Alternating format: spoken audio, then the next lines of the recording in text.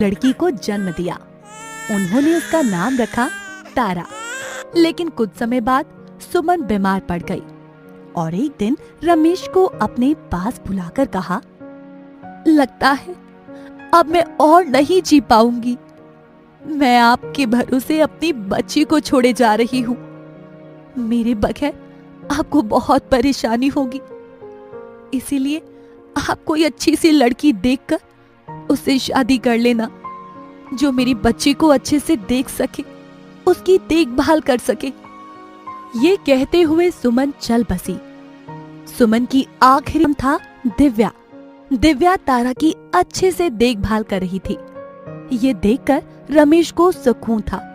एक दिन तारा अकेले बैठकर कुछ सोच रही थी कि तभी रमेश उसके पास आ गया और उसे पूछा, तारा बेटी, ये बताओ कि तुम्हें नई माँ पसंद है ना?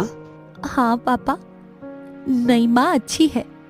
पहले वाली माँ तो झूठ बोलती थी, लेकिन ये वाली माँ तो जो कहती है वही करती है। अच्छा बेटी, पहले वाली माँ क्या कहा करती थी?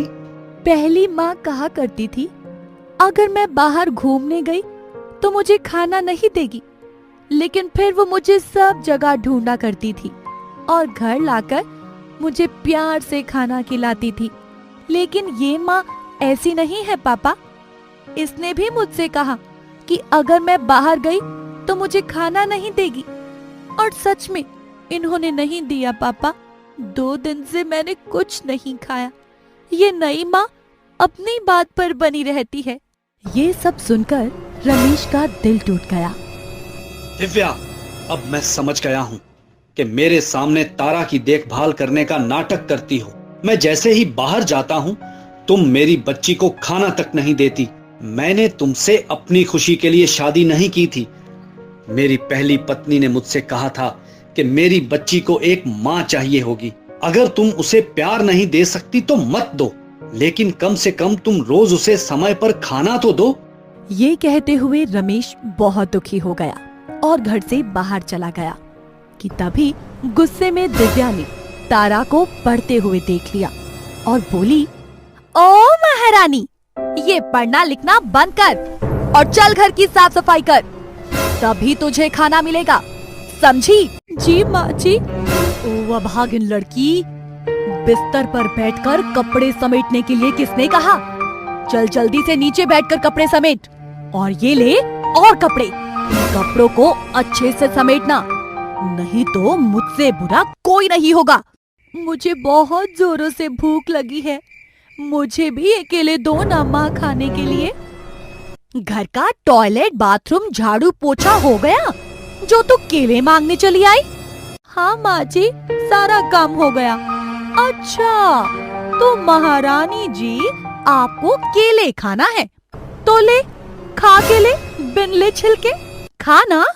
सुन, खबरदार अगर अपने पापा से कुछ कहा तो मुझसे बुरा कोई नहीं होगा, समझी क्या?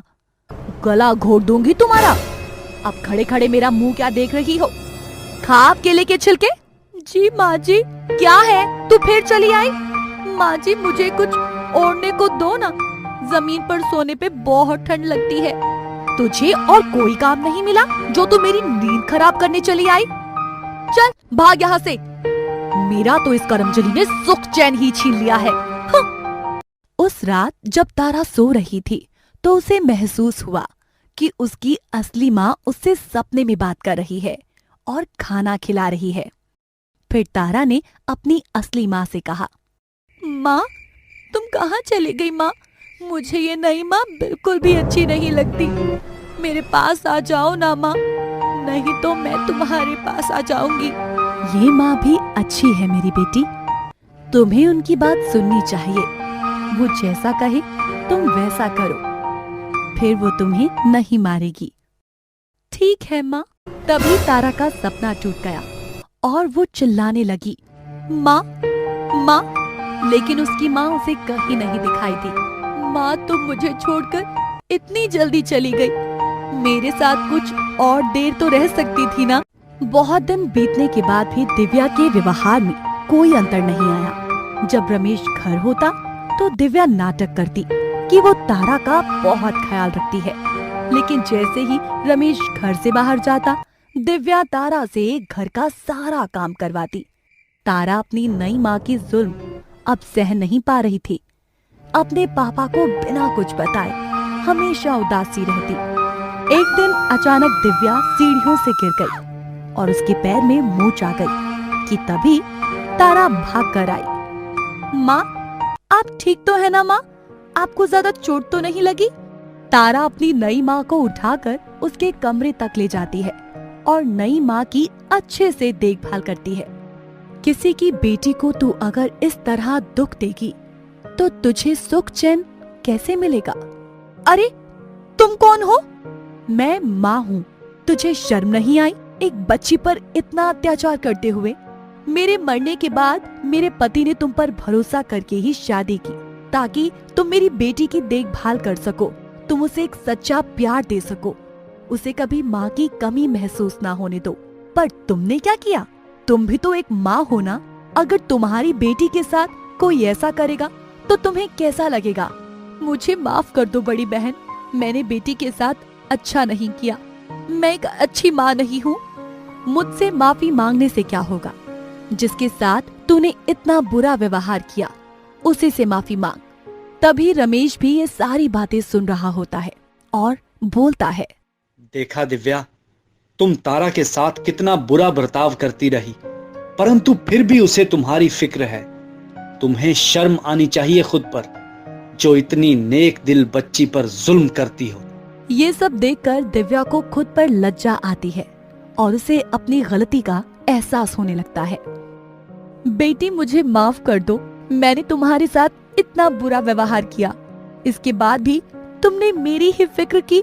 नहीं माँ, आप माफी मत मांगो। मैं अपनी एक माँ को खो चुकी हूँ और अब आपको नहीं खोना चाहती। तारा की बात सुनकर दिव्या की आंखों में आंसू आ जाते हैं। तभी दिव्या तारा को गले लगा लेती है और उसे खूब सारा प्यार देती है।